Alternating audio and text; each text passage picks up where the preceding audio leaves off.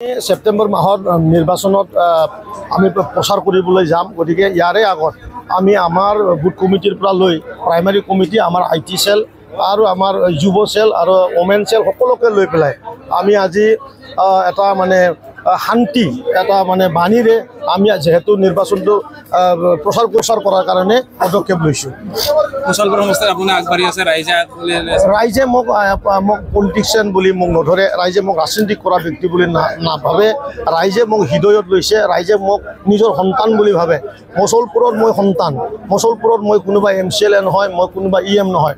মচলপুৰ বাকী ৰাইজে যিমান আছে মোৰ দাদাসকলে মোক নিজৰ ভাইটিৰ নিচিনা মৰম কৰে আৰু মোৰ আই মাতৃসকলে মোক নিজৰ সন্তানৰ দৰে মৰম কৰে আৰু ময়ো মচলপুৰ বাকী ৰাইজক মোৰ আই মাতৃক যিমান ভাল পাওঁ মই সিমানে ভাল পাওঁ, মোৰ ভাইটিক যিমান ভাল পাওঁ, মোৰ ৱাৰ্কাৰবিলাকক মই নিজৰ ভাইৰ দৰে মৰম কৰোঁ।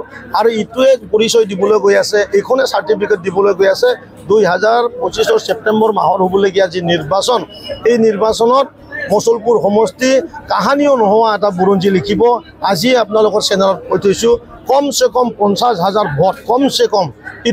এইটো অভিলেখ, এইটো হয়তো ভাৰত দেশতে সাধাৰণ এটা কাউন্সিলৰ এই ধৰণৰ ব্যৱস্থাৰ মাজেৰে হোৱা যোনটো ইলেকশ্যন, ইয়াত এইটো 50,000 ভোটটো এইটো বুৰঞ্জী হ'ব।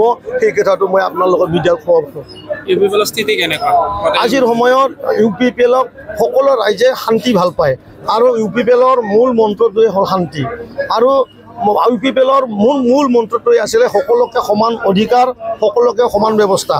আজি প্ৰমোদ বড়ো ডাঙৰীয়াই খালি কথাৰে নহয়, তেখেতে হাতেৰে কৰি দেখালে যে জনগোষ্ঠীসকলক, বিভিন্ন জনগোষ্ঠীসকলক একেলগে যি পিঠিত কান্দাত লৈ পেলাই তেখেতে মানে ওজন উঠাব পাৰে, এই কথাটো আমাৰ জনগোষ্ঠী ভাইসকলৰ যি সংগঠনবিলাক আছে তেখেতসকলে চিনি পাইছে।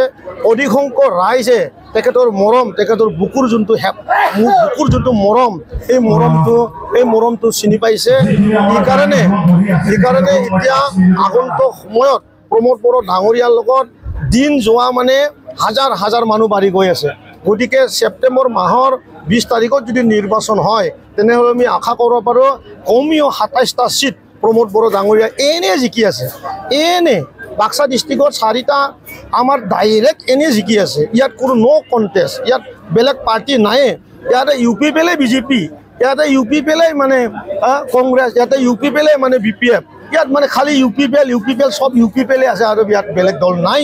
সেইকাৰণে মই ক'ব পাৰোঁ 27টা চিট প্ৰমোদ বড়ো ডাঙৰীয়া হাতত নিশ্চিত।